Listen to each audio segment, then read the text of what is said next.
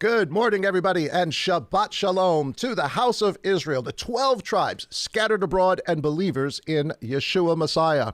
Welcome to Living Manna Church. This is Hidden Manna, and I'm Pastor Dave Sains. Thank you so much for taking your time to hang out with us this Shabbat morning. I hope you're having a good morning wherever you're watching from. I know we already got people on the West Coast watching, the East Coast, and in between. So thank you guys for waking up early and being part of our discussion today.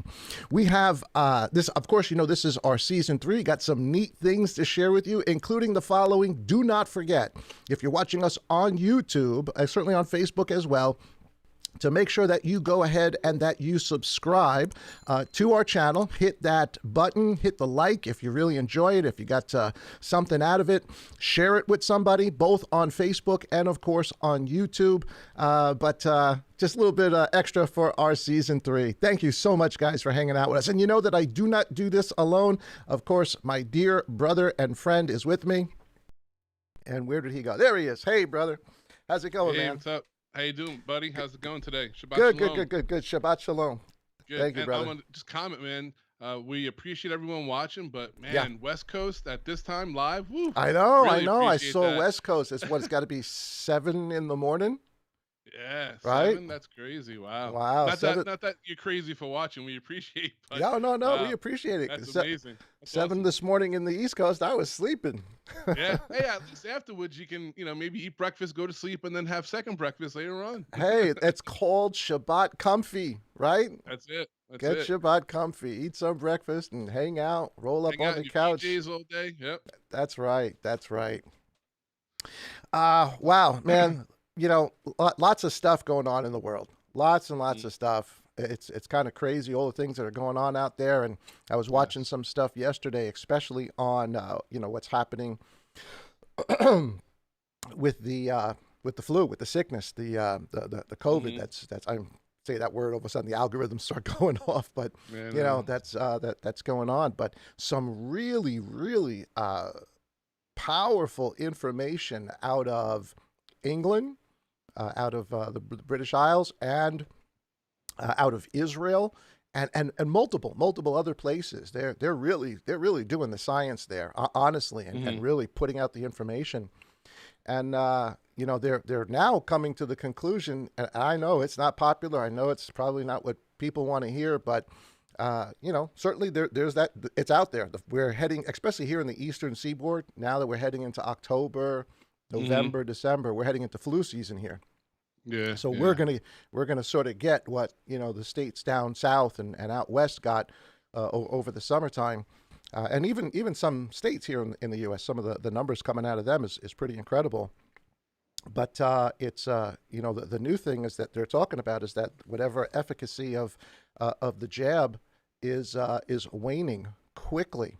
And that's why you see the thing with, the third jab, and now they're talking about the fourth jab in endless, Israel, because it's waning, and yet the math, the stats are showing that if you've had it and you recover, which is now 170 something million people just here in the United States, that you have 17 times more strength in your antibodies against not only that. There's more antibodies in your system. Yeah.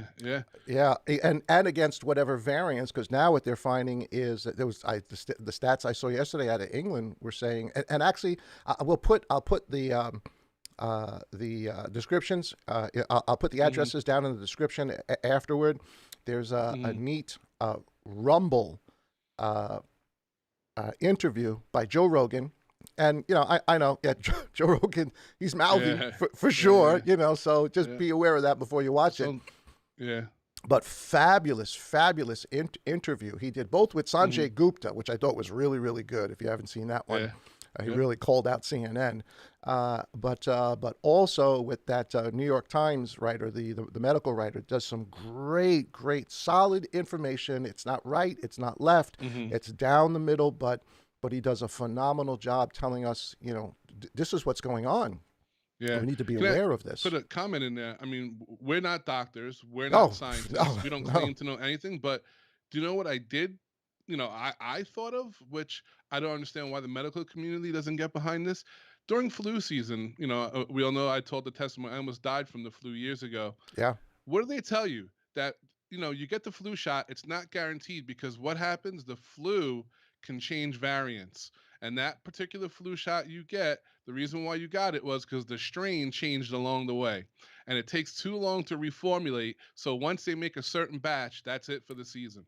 So now, if they knew this, scientists know this from the get-go, that can happen with the flu, Yeah. why wouldn't this? What's different about this? And that's what Listen, we're seeing. So I it's think the intent, outside of my spiritual issues, my walking, my issues mhm, with it, I'm just talking purely on a secular level.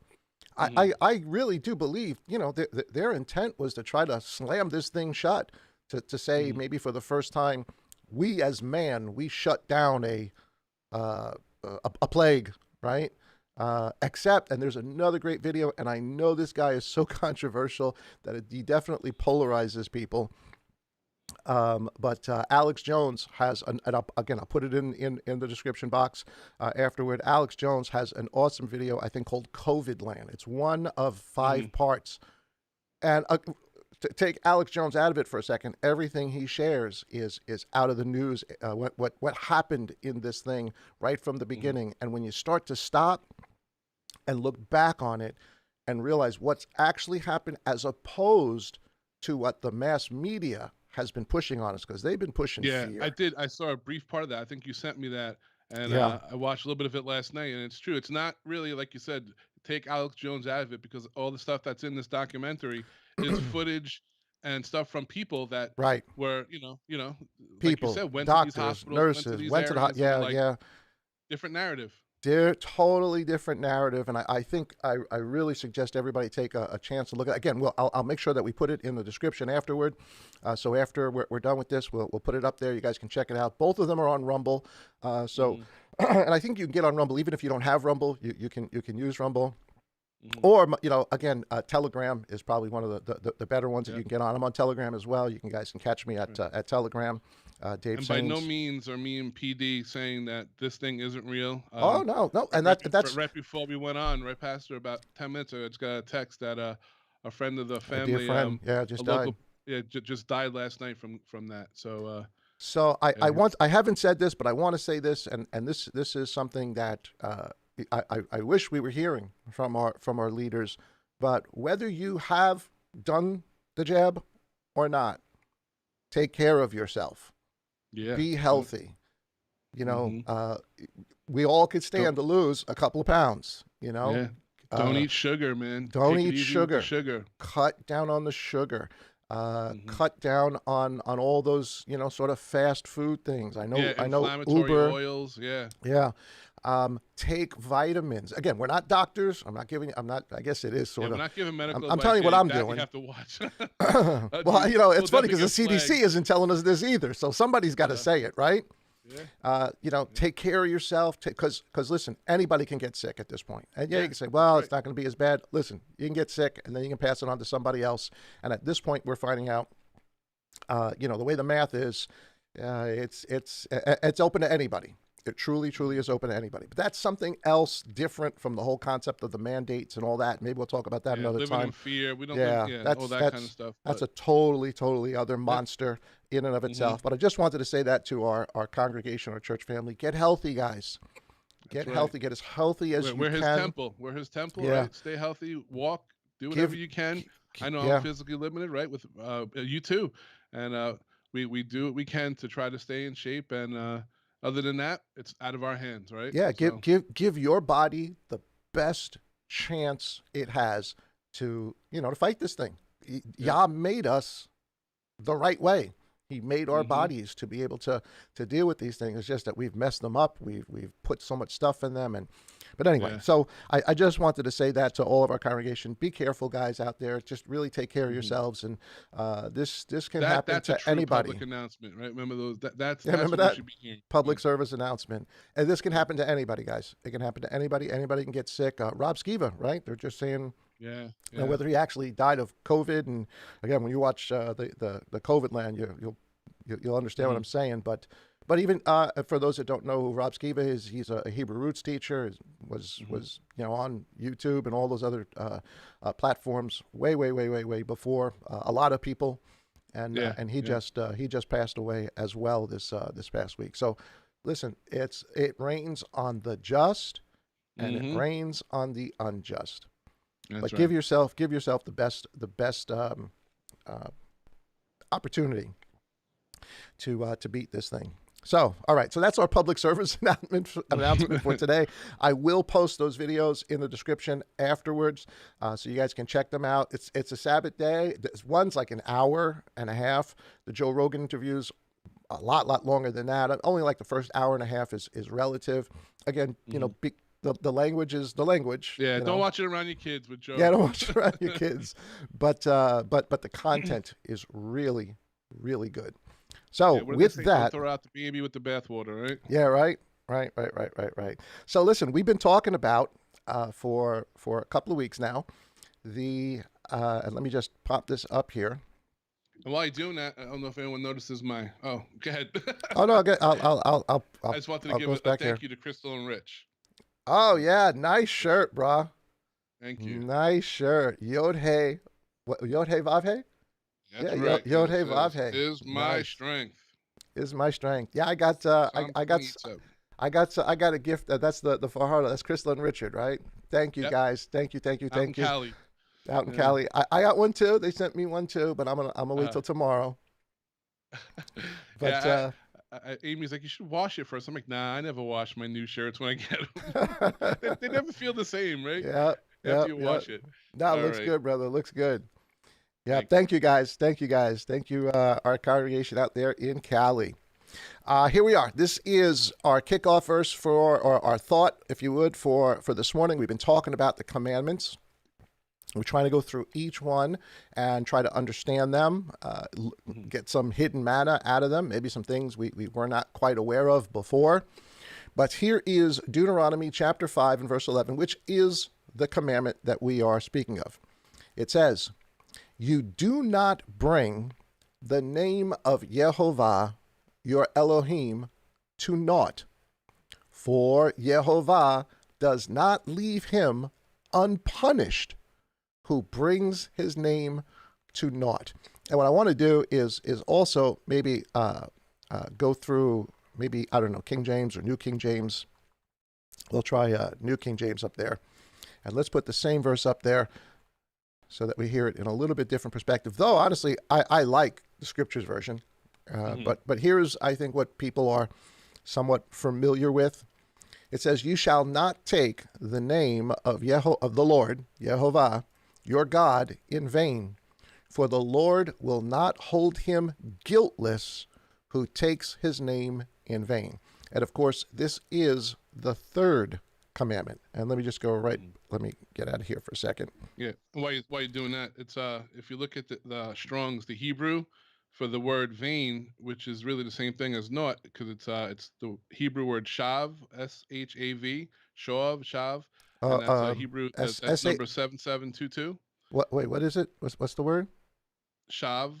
Okay. It's when the pronunciation part it was SHAWV, so shav. It's the Hebrew 7722, the number, and it means emptiness, vanity, falsehood, nothingness. I guess that's where the scriptures gets right, naught, from nothingness, and then worthlessness. Great information. So with that, it definitely, I hope everybody listening to that, you realize what's actually being said, right? So he's talking about the name of Yehovah. One more time, give us those definitions. Don't bring the name to Yehovah. Again, Hebrew 7722, so you can look it up yourself. Of course, there's more, but the top ones were emptiness, vanity, falsehood, nothingness, and worthlessness. Wow. So to generalize it, it's saying I believe, this is me summarizing it. I believe what this commandment is actually teaching, because there's a whole bunch of different, people say, what about swearing in the name of the Lord? And what does that mean? And yeah. I think what the commandment is, what Yah is actually saying is, you as my people, the representatives of my name. Mm-hmm. Don't do anything that brings shame to my name or makes my name empty or makes my name Mm-hmm. vain or all the other Worthless. definitions that Yep. we have there. Don't make it worthless. So this is a commandment that has to do with the actions of the people who say they are the people of Yah. Mm-hmm. And of course, he tells us, I will not hold anyone guiltless who brings the name of Yehovah to naught. That's a Mm-hmm. powerful Yeah. commandment. Yeah. And of I course, this is agree. the third commandment. This is the third. And that's a big one. So I guess one of the keys that we have to understand with this commandment is that this is about his name, right? Mm-hmm. And, just historically, where we've been for the last 2,000 years, and not just us, because this starts with Judaism. This starts with Pharisaical Judaism. Of Yeah. course, this starts with Rome. This starts with the fourth beast and what the fourth beast does. But there has been a concerted effort by the enemy and by the people who were supposed to be the people of Yah Mm-hmm. to remove the name. That's right. The actual name. Name. Yeah. Yeah. And I've seen, I know, I really, I get it. I've seen some good Hebrew roots teachers even say, well, there's, if you read it and it says Lord, that's not really a problem. You can call him Master, and you can. I like I said, I get it. I get what those titles mean, but we've lost the name, and we've sort of made him just these titles. And I think just like everything else, just as our eyes open up and we understand more and more and more, that we should also grow in that way. Because once I understood what the actual name of our God was, why wouldn't I want to use it? That's right. That's right. I think even we see it with Paul too, because we know once his name's established in the conversation. So if we know we're speaking about Yah and Yeshua, then through the conversation, Paul even says Master. The disciples have called Yeah. him Master, right? So once, but like you said, without knowing who that Master is or who that Lord you're speaking about, right? Yeah, I There's think a big difference. when you start calling him Hashem, Oh yeah, you and just a know, fancy word for Lord is Adonai. or Adonai, It makes you and sound like it's Hebrew. That's it. because that's not what was written originally. Mm-hmm. That's what has been edited Mm-hmm. into. That's kind of like saying, and again, it's not that it's so horrible, because that's all we knew, right? That's all we Yeah. knew. But my name's David. That's my name. Call me by Mm-hmm. my name. That's like calling me Mister, which I got no problem with. You can call me Mister. Actually, Just a title. It's not your name. but Though. it's not my name. And those who know me, I don't want Sister Karen calling me Mister. Could you imagine what Sister Karen would do if I told her to call me Sarah Mister? called him Lord. You can. Yeah. Could you imagine what Karen would do if I said that to her? Yeah. Come on. We Next have hidden manna, you'd have a black eye in your. Oh. praying for healing, and she'd be in the right. I know, right? I'm gonna get a thumbs down for that one. I know. But so yeah, we have a name, and it's okay to call me by a title or whatever. Mm-hmm. But there's the problem that comes with that, or has come with that over time, is that the people who just know the title, including us, because that's all we knew, it's all we understood. Yeah. Now we've come to find out, those of us trying to walk out Yah's instructions as written, as Yeshua gave them to us, now we're starting to find out, wait a minute, we did a whole other thing in his name that actually had nothing to do with him. And really, what we have all done, all of us, is we have put the name of our God and we made it vain. That's right. We did exactly what this commandment says not to do. And again, we did it in ignorance. There's a lot of people still doing it in ignorance. But, we're talking about 1800 years of this. And so the question, which goes right back to the first commandment, is exactly which God are you talking about? Yep. This God called Yehovah is describing himself very, very specifically, and he gives his name. Where are we now today? What God are we? Because, again, you ask across the board, many will say, well, that's old, that's old, that's for another thing, everything's changed and it's new. Well, if then that's the case, then that's not this God.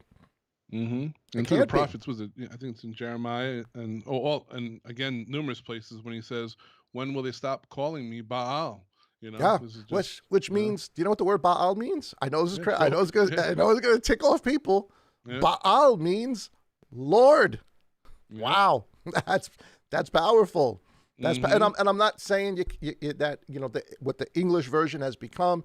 Yeah, a lot of people are saying, well, I'm worshiping the God of the Bible. I'm worshiping Yeshua. But then where we are now, what we understand now, was I actually doing that, or was I doing what everybody else, what religion around me had taught? Was I a proselyte that someone went out of who was not entering the kingdom themselves and came out and brought me in and made me twice as much the son of the grave as they were? Because I think that's a much better description of where we've come from and who we are today. But so with that, the name, and we can go into all the things on where the name comes from. That's the first thing that comes to not Mount Sinai. It is at Mount Sinai at the burning bush. Who shall I say? Who shall I tell the house of Israel sent? And he that's when he gives his name. And of course, and it's amazing because again, there's the shirt, right? You're wearing a shirt. Yeah. So probably one of the best, because if you want to argue, how do you pronounce it? Is I think some of the best information that's come out is the concept of the name Yehovah. And there's so many transcripts now, thousands and thousands that have the lettering, that have been found. We know the punctuation. We know the way it's supposed to be spoken. But even if let's say you haven't really gotten to that point yet in your faith, we absolutely know that what is written is Yod, Hey, Vav, Hey, right? Those four Hebrew letters. So if you want to just say that, fine. But or even just Yah, right? Or Yah, Hallelujah, that appears all over, all over the Scripture. Isaiah 12 and many, many other places, Psalms and so forth and so on. Psalms So all over, And people get, I don't know, have you noticed when you say Yah, especially outside of the circle of faith that we're in, you say that and people look at you and say, "What? I know. Who? Yeah. What are you talking about? What are you talking about? What is that? Because we don't know his name. So this is to me, this is a big commandment, right? This is a really, really big commandment that has far-reaching implications both in history and to where we are today. So the question then is, I want to go through some scriptures to show that how the enemy has done everything he can to get us to just break the commandments, to either not understand them, break them, and yet Yah calls a people and he gives them his name. And their job. Before we even get into the scriptures, while we were just talking, man, it just popped into my head. Yeah. It even goes right back to, the calf. The calf brings back a lot of things, right? It always goes back to the golden calf, because when they started, what is the first thing Yah wanted to do? Kill him, right? End it there and start over with Moses, a seed through Moses. But how does Moses persuade him to not? He says, then Egypt will think that you brought them out here just to kill him. So it's your name. It's going to destroy, it's your reputation. Yeah. And Yah, right, cools down, right? Isn't that funny? Which, great point, because kind of what that teaches us is, despite our foolishness, that whatever good Yah is going to do and has done for us, for his name's sake, ultimately for his name. Yep. Right? Not just what he did at the golden calf, what he has done throughout history. Yeah.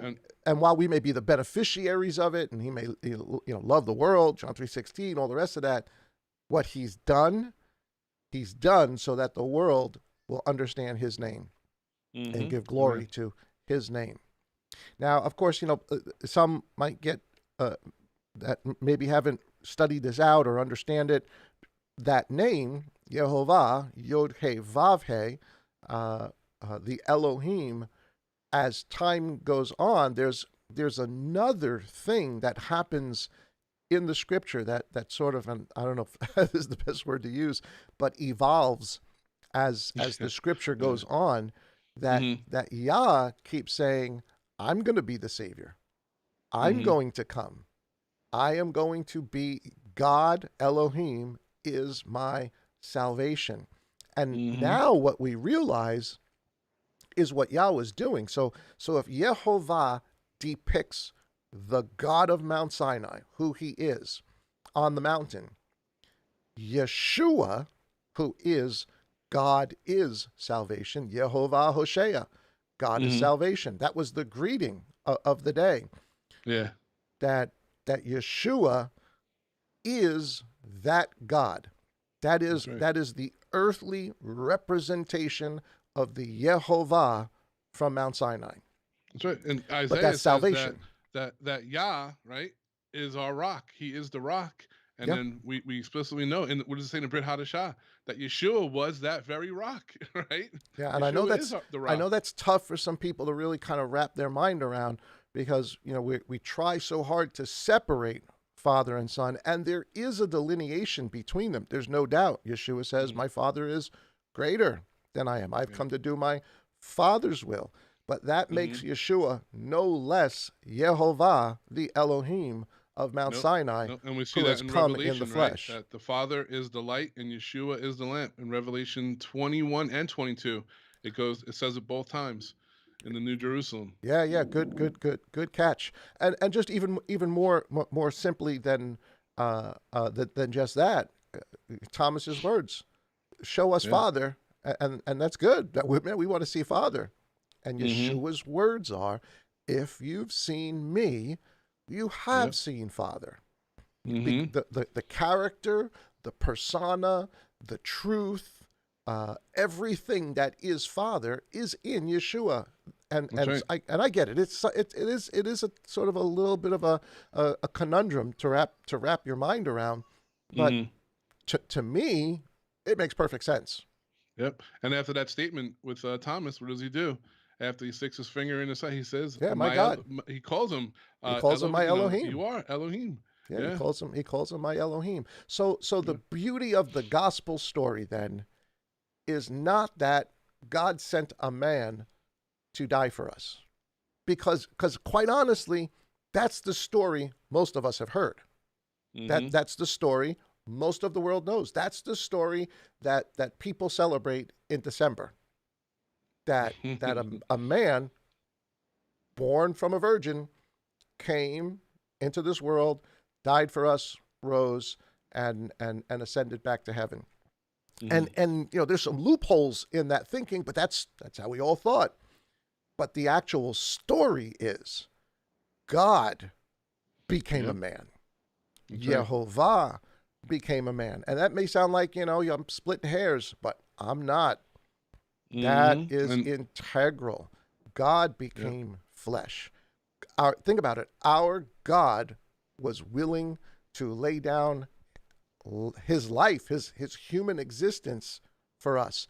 That's the beauty of the gospel story. And maybe real quick, another hidden matter. Maybe you can discuss more of like a threshold covenant, but that goes right back to this week's Torah portion, because it's when Yah makes the covenant with Abraham, and he goes the furnace, the fiery. He walks through the blood, so we know once we can link that to Yah coming in the flesh and dying for us, he keeps his promise on the threshold covenant. I digress a little bit because we'll talk about that. Maybe another hidden manner. We can do something like that, right? Talk about that's a good point. Covenant. Yeah. I get what you're saying. Yeah, that is. Okay. You're right. That's a whole other thing. Yeah. But you're right. You're absolutely right. So back to the name. So we've got the name. We got the commandment. So if the commandment is then, and this is how I understand this commandment. The commandment is then to Watch your behavior.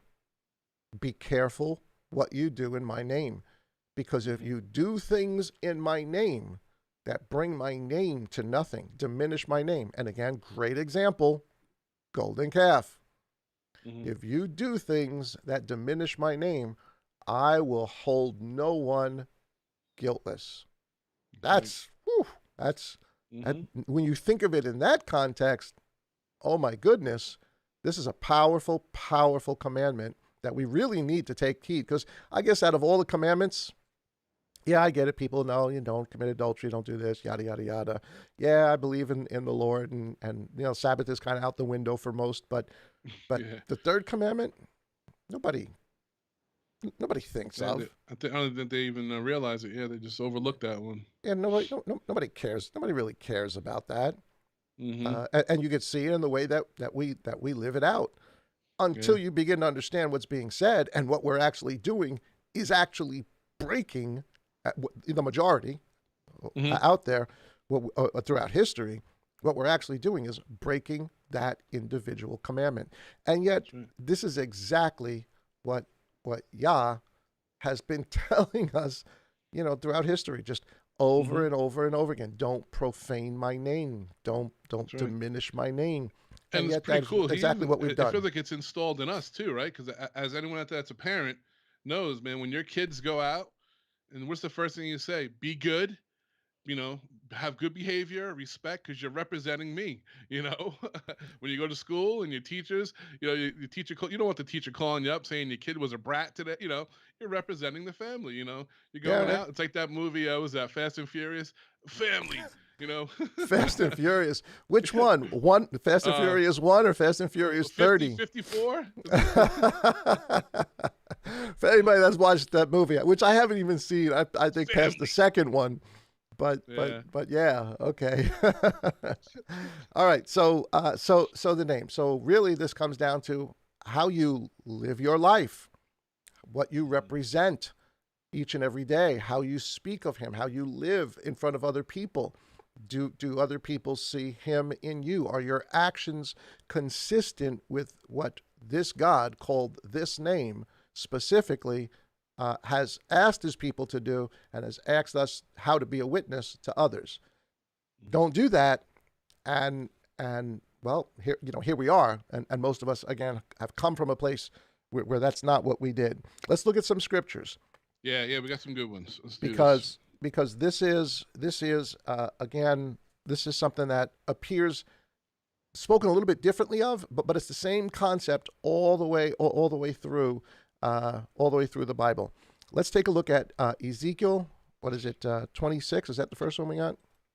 We got Ezekiel 20 and Ezekiel 36. All right, let's go to Ezekiel 20. And it's a couple of verses, but 40 through 44 we got. Okay, let me pop this up so people can see it. Yeah, and guys, tell us what you think about our new backgrounds there, our new colors, and we're trying to change some things up. If you like our new season 3 thing, give us some ideas. If you got some ideas, we'd appreciate that, or comments. Here we go. Ezekiel chapter 20 and verse 40. Let me just scroll down just a hair. It says, "For on my set apart mountain, on the mountain height of Israel, declares the master," and there it is. And this is why I like, the scriptures version. You see, this is the name, the master. So here's master. Is it wrong to call him master? No, absolutely not. But it's attached to the name. So you have there's no qualms about which Elohim we are talking about. That's right. It says, excuse me, guys.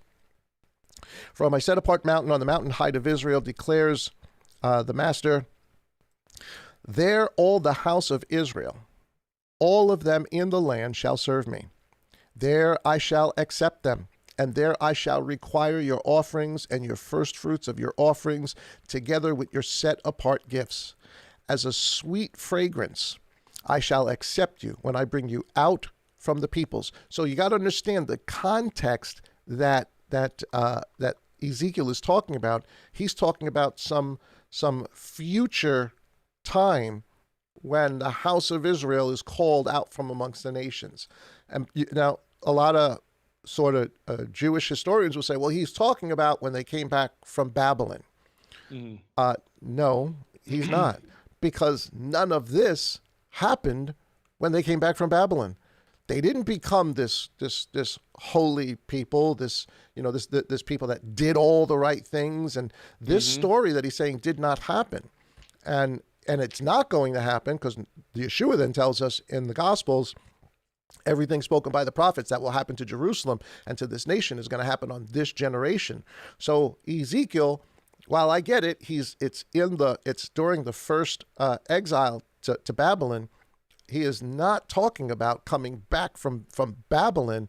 He's talking about coming back from all the nations, which will be the diaspora to come when Judah joins Ephraim and all the nations after the destruction of the temple and the final revolt. So just to put that in context for everybody, verse 42, and you shall know that I am Yehovah.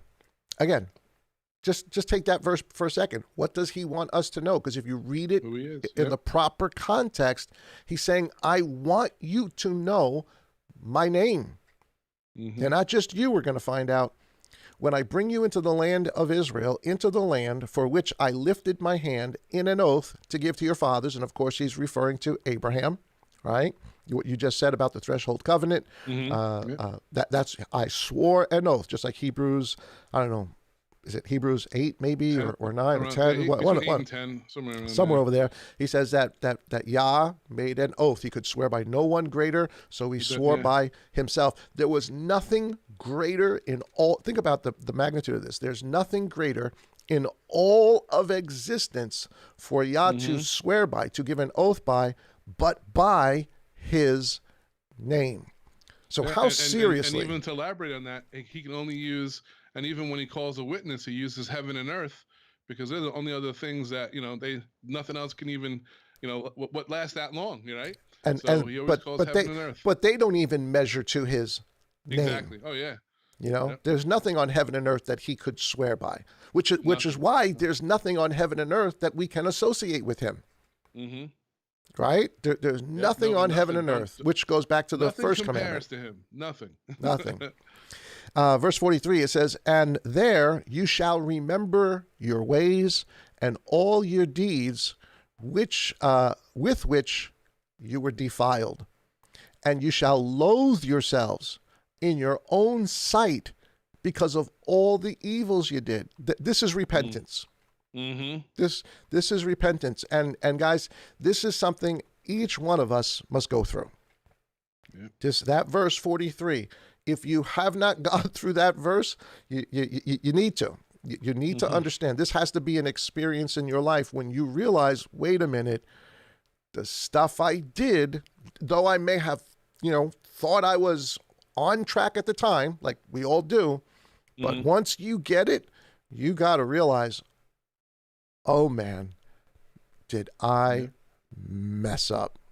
Big time, right? Did I mess up bad? And that's what he's saying. This is the process.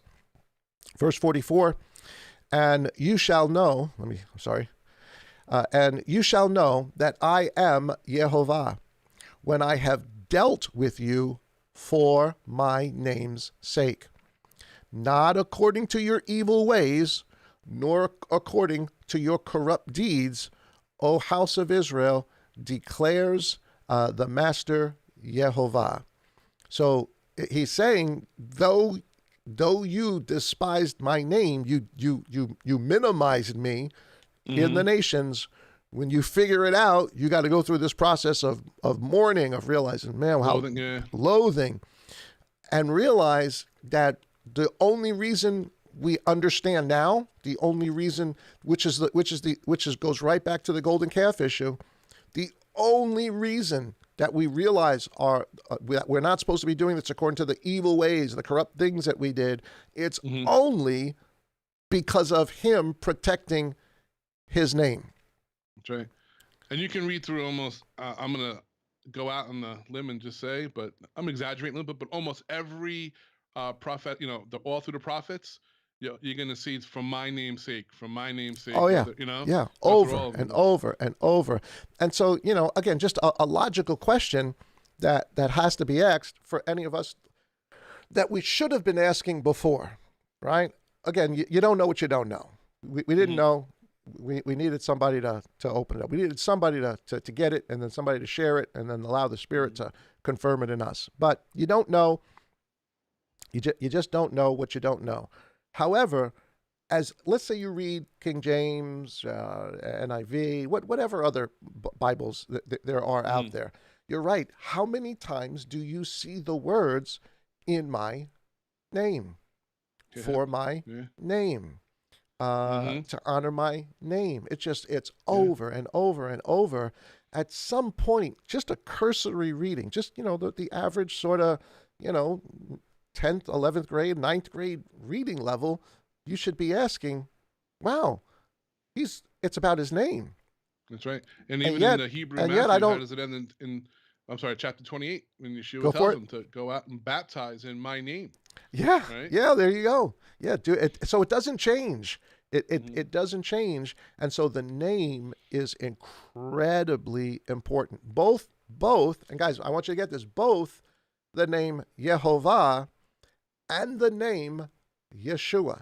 Because I don't want people to in any way think that while Yeshua may be as the Son in an order of hierarchy, I'm not even sure if that's the right way of saying it, but that he is any less the God of Mount Sinai. That's why Yeshua can say, before this, you didn't ask anything in my name, that is in the name of salvation, but now what you ask in my name.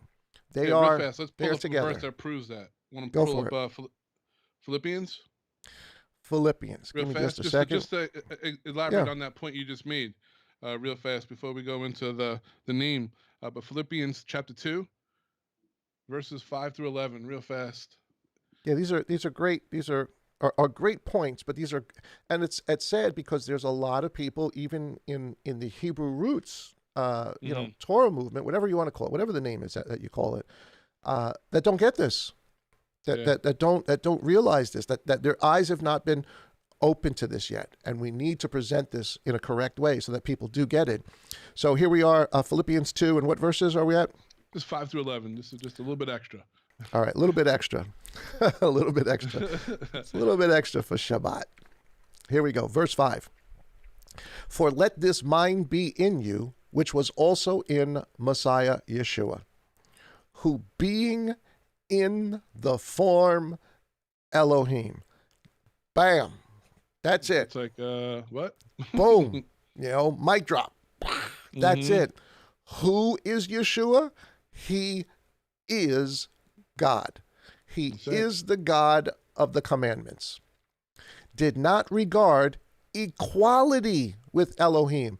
Is he any less God? I'm not saying is he in a way subservient to Father. He's not Father. He is subservient to Father. I've not come to do my will. I've come to do Father's will. He is a faithful Son.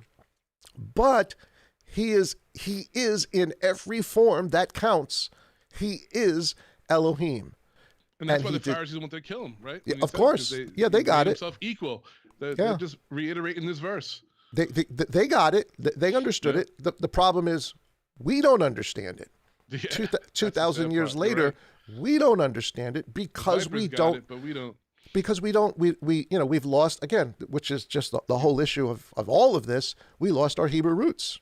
We lost the understanding. We lost the story. I think one of the most I'm not going to say, I was going to say dangerous, but it's not really dangerous. But a thing that I think can make people stumble is, and we've all heard this. Do you remember when, someone would quote unquote get saved, right? In times past. And what's the first thing that you tell them? Well, where should I start reading? And what do we tell them? Book of John, right? Read John. And I guess, you can. You're going to get the story of the incarnation of Elohim. But what you don't get, and the problem that I think with it, is that you don't get who he is just by that. At least from the English versions and what we're taught in the English, you really do have to go back and read Abraham.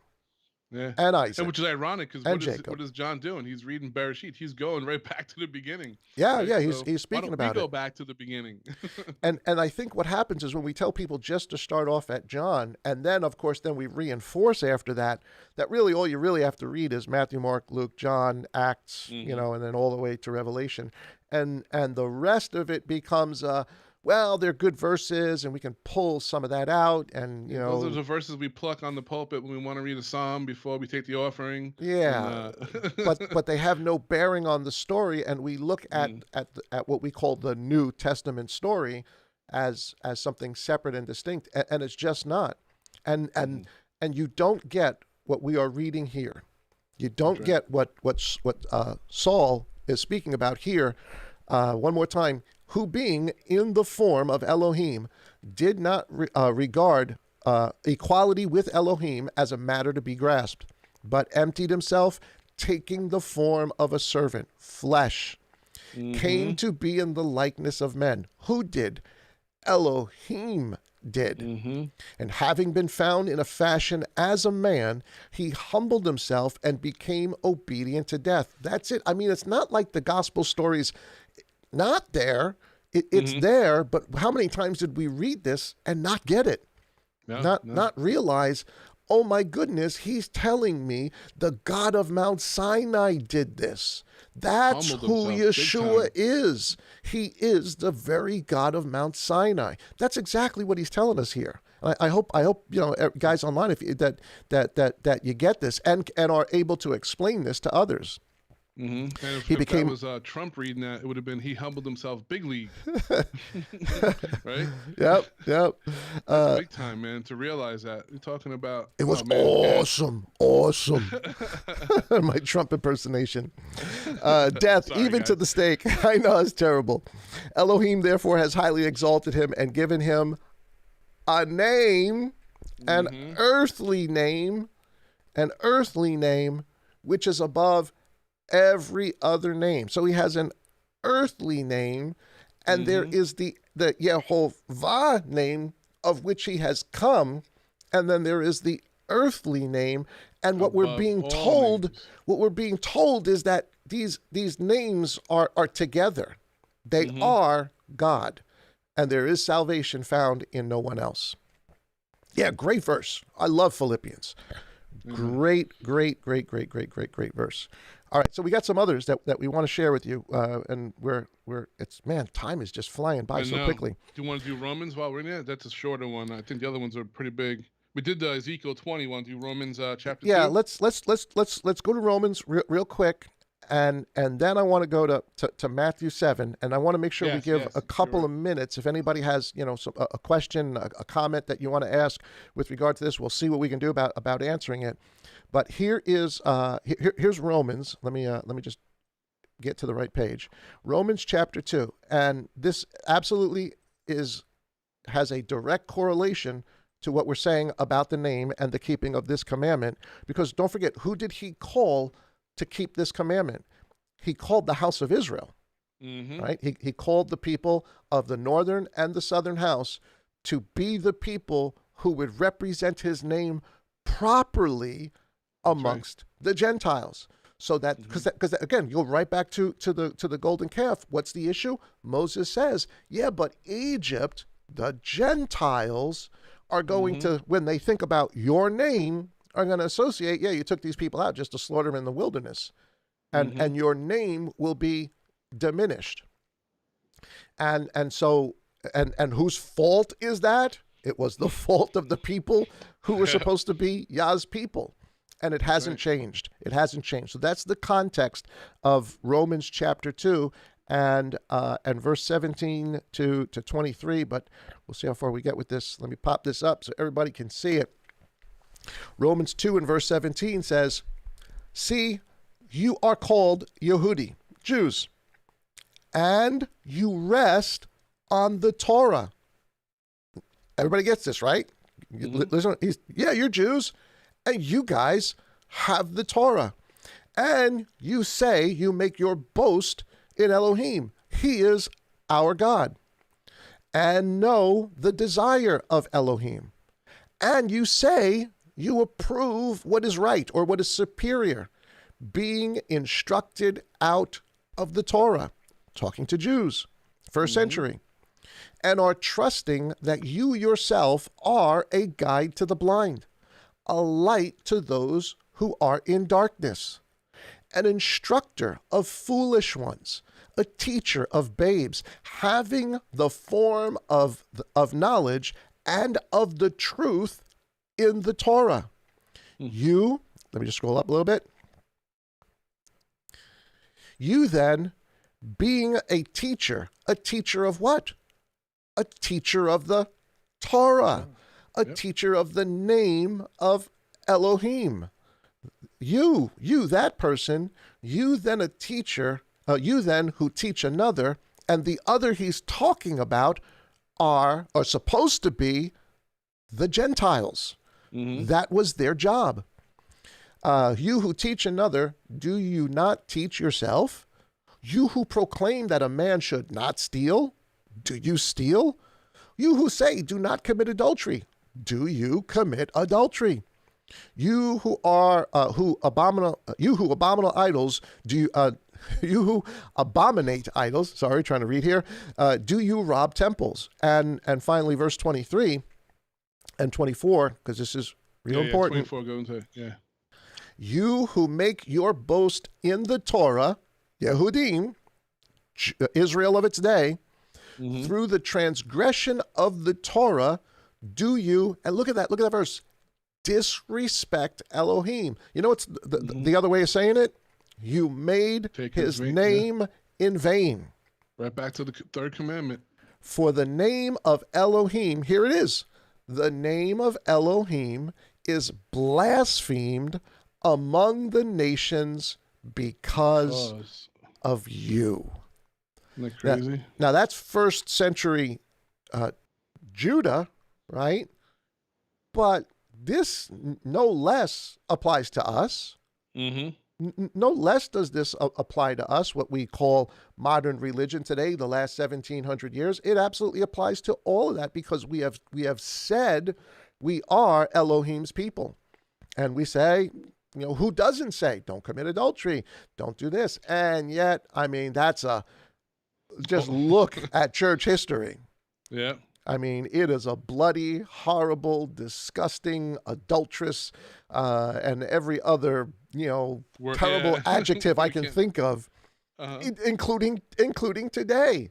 Including today, how many preachers will stand up there and say, don't do this, don't do that, and they've got the the keyboardist is their side person, and they're going with this one, and it's about greed, and it's about money, and it's about all those things, and you say that you understand who he is. So what he's in essence telling them is you broke the third commandment, and you did it in a terrible way. You who had the truth sitting in your hands, you did not be the witness you were supposed to be. That's what sort of happens or is the issue. Hey, Pastor, I want to give you just a quickie. We got like 5 minutes to do. I know there's a comment from Paul, I think already. Yeah, let me get on there. Not for homework. We're not your teachers, like to tell you what to do. But if you want to continue with just a couple of thoughts on the Shabbat, you have time. If you want to write down or just rewind this later on, Ezekiel 36, chapter verses 17 through 23. Yep, good one. Isaiah chapter 48, 1 through 11. It'll be some great verses to read all about his name. Yeah. So but I do want to get to this one, and if we got a question, we'll try to answer that if we can. But I want you to see that this is consistent, that this is what is starts there in Deuteronomy and before Deuteronomy and flows all the way through, because here is Matthew chapter 7, now you can understand the context better, the context of what Yeshua is speaking about here. Because remember, we have to understand this in its historical context first before we can understand it as how it applies to us, just like we just did with Romans. He's talking about Judah in that instance, but you can take all of those verses and say, these absolutely apply to who we are much more down the time, the road of time. But here's Matthew chapter 7. Really, really familiar verses to everybody. But now understand the context of what he's saying. Verses 21 through 23. This is after this is part of the Sermon on the Mount, right? Mm-hmm. And Yeshua is saying this. He's actually giving us the end result of the breaking of the third commandment. This is what it looks like in picture form or verbal form, if you would, or draws a picture in your mind. Here's verse 21. Not everyone who says to me, Master, Master. What master? Well, we just finished reading in Ezekiel. Who's the master? Mm-hmm. Yehovah is the master. And here Yeshua is saying, not who says to me. Again, that equivalent. Yeah. Not everyone who says to me, Master, Master, shall enter the kingdom of heaven, but he who is doing the desire of my Father in heaven. What desire? The commandments, including the third one. Mm-hmm. Many, and here's the kicker, many shall say in that day, Master, Master, have we not prophesied in your name? Have we not cast out demons? Again, how did they do it? In your name. And in the direct correlation you need to make with this is he's talking about in the name of Yehovah, that they're because he's talking to Judah, right? He's not this, though it applies obviously to all of us. Yeah. The context of what's being said is he's talking to Jews of the first century who do whatever they do or say that what they are doing in the name of Elohim, in the name of Yehovah. So Yeshua is saying, fine, I am that Elohim, I am that Yehovah. You say you're doing it in my name. So he's talking to Jews specifically. Now we can extrapolate that out to us because this is going to apply to all people who say they call on the name. But I want people to understand the context first. Always understand the context. Then you can start to find the different levels of how it applies after the actual historical context. Many shall come to me, or many shall say to me in that day, Master, Master, have we not prophesied in your name? Have we not cast out demons in your name? And done many mighty works in your name? And then I shall declare to them, I never knew you. Depart from me, you who work lawlessness, who don't obey what? The instruction. You didn't do it, which is exactly what we were just reading in Romans, right? That's exactly what he was just telling them in Romans. So, yes, he's speaking to Judah and their application, but now he's speaking to all of us because this word has gone out and we are responsible to do as the house of Israel today what the house of Israel was always supposed to be doing. In what? I think I'm hearing something from our producer. From our producer. To get to some questions. Excuse me, I got a flash here. Breaking news. Master Matt. Yep. Oh, okay. Why do people touch their ear when they do that? I know, right? It makes it look cooler.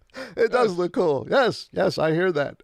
All right, so let me see. Do we have any questions? I think Brother Paul, I saw it on YouTube on the live. He put it on Telegram. A question for you. Oh yeah, okay, I see that. Yeah, he says it's on Telegram. I don't have. I don't know if I can jump over there and get it real quick. See if I can see it. If it's something we can answer, we'll answer. If we can't, we can't. But let's see. We got. That's right, Paula. Yeshua even said, "Before Abraham was, I am." Amen. I'm just reading some comments. Oh yeah, yeah. This is sort of a common thing that we hear. He asks us the question about the name, right? And this is more of a technical, grammatical type question. With other messianics, that the name Yod-He, Vav-He, that they take the vowel points for Yehovah are the vowel points for Adonai. Reminding them to say Adonai. So they took sort of the vowel points from, or what should have been the vowel points of Yehovah, and they took them over to Adonai, which is the word Adonai. But again, you know what that is? That's tradition. That's doing something that Yah never said to do. That doesn't make his name greater. it and neither do their actions. And I'm not even sure, quite honestly, and I really would have to look it up. And really, 'cause it's been a while since I've really technically looked at that, but I'm familiar with what he's referring to. Um, Yeah. if those actual vowel points are the same vowel points of Yehovah, the way we now understand it today. But good, it's a good question. I think he also left a neat a little teaching there on the Hebrew. I'm not a Hebrew expert, so that's my sort of 2 cents on it. If we have time for one more, I just scrolled up. Paul told me to scroll up. I saw Sylvia put a question. My cousin wants to know if Elohim really loves us. Why do people have to suffer so much? She doesn't understand. That's a good question. That's a Mhm. very good question, and it has a very good answer. We suffer because of the things we do. Mhm. Period. That's it. Yeah, Yah has nothing to do with it. that's right. Yah has provided the story, the outline, the foundation. He's told us what the issue is, why things are going to be bad, and then he gives us the way out of it. And then, because we are free will beings, says choose. Mhm. And that's the problem. We That's right. choose. And That's right. we just remember I've used this example before, but the movie Indiana Jones, when they go in to get the Holy Grail, right? And he Mhm. chooses the wrong cup. He That's says he right. has chosen wrongly or whatever, badly.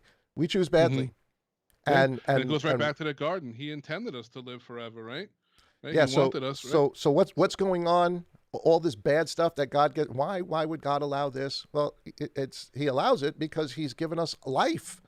He's allowed Mhm. us to live. He's given you whatever amount of time to make your choice. But to know that whatever choices you do make, there are repercussions. What a man sows is what a He man's going to also reap. reaps. And so that's the short answer. It's got nothing to do with God. Yeah. God didn't I think you even initiate opened up with war that and all the other today. things. It rains on the just and the unjust. It's just, life, you know. Yeah, good question. It's one a lot of people ask. It's one a lot of people that don't, are just starting out to understand, because this is what we hear on TV all the time. This is what gets pushed out to us in the Western propaganda or the anti-God propaganda. Well, if God was truly a God of love, why does he Oh allow yeah, yeah. Why babies does he let this to happen? Why be does he? Yeah. murdered? Well, God doesn't allow babies to be murdered. The United Mhm. States government allows babies to be murdered. The United States Mhm. government sells baby parts. Planned Mhm. Parenthood Yep. is a baby mill factory. And make no God didn't mistake, do they that. will be judged for that. No doubt. Right? God doesn't do that. That's Mhm. us. We did Right. that. And you're right. There's going to be a day. There's going to be a day when all of it's going to get ironed out. And I think me and you did a hidden manna. I don't know. It was last season, but it was. Remember with did the devil make me do it? Remember we always, Yeah. because that's been our thing, right? It's Yep. how many times have we just on our own flesh? Our flesh is sin. It's just you're gonna do wicked things. We're wicked by nature. We see that with my son. He's gonna be 2 years old in a couple of months. One day he's the nice the Sour Patch Kid. He's really sweet, and then the next minute he's hitting you with pulling your Yeah. hair, not my The hair, Sour Patch but Kids. Yeah. yeah, yeah. 1 Peter 4:13. Somebody just popped up, Sister Teresa, and she's absolutely right. But rejoice in so far as you share in Messiah's sufferings, that you may also rejoice and be glad when his glory is revealed. Which is a little bit different context, because that suffering Mhm. is suffering for righteousness' sakes, Mhm. where the suffering that kind of goes on in the world around us is suffering for our own mistakes, Yeah. our own sort of things that we do. So that's it. I think we're out of time today. A couple of minutes over, That was but pretty good cool, right? Spend conversation. the last 5 minutes with some questions. Yep, good conversation. I appreciate that from everybody. Thank you everybody this morning for hanging out with us. We really appreciate it. I'll give last word to you, bro. What you got? Just like I said, we commented a little bit about the Torah portion today, but the threshold covenant that Yah makes with Abraham. Read it; it's really cool. And then I think it'll start to, if you have any fill-in or questions about what I brought up earlier today, maybe you can fill it in. You'll get that moment. But other than that, spend time with your family, enjoy the Sabbath, relax, take it easy. Share our video today with family and friends, and we love you, and truly do love you guys. And keep everyone in prayer that, especially like what Pastor Dave said, this upcoming flu season, and to stay healthy. Remember to Stay eat right, healthy. and most of all, stay in Yah's word and be a doer of it. Amen. Amen to that. And I will definitely afterwards. I'll get those Rumble addresses and post them up in the description afterward, so you guys can, if you got time during the Sabbath today, check it out. It's a little lengthy, both of them, but I think they're worth seeing. Watch everything with a critical eye. Obviously, don't just take everything as gospel, but I think it's some important information that we should all kind of be aware of. Love you, brother. Love you too, man. Good talking. Good talking, man. Shabbat shalom. Shabbat shalom to you too. Love you, Karen. He's trying to cover me. He's trying to help me out. Oh, guys, thank you so much for hanging out with us today. We had a good conversation. I hope you guys enjoyed it. Again, like he said, don't forget to subscribe. Don't forget to hit that like button. Share this with somebody. Have a great day. Tomorrow we have our weekend service, so join us for that at 10:45. And this upcoming week on Friday the 22nd, we are going to be having our Zoom call on the Sabbath Eve, and it will be Sean and Jesse that are going to kind of be leading the conversation. But of course, you know how it works. We're all going to be talking and sharing, so we want you to be part of that. We will send out that information through the app, through the LMC app, so you get all the Zoom information, so you can sort of join us on that. So with that, guys, have a great day today. God bless, and as always, shalom.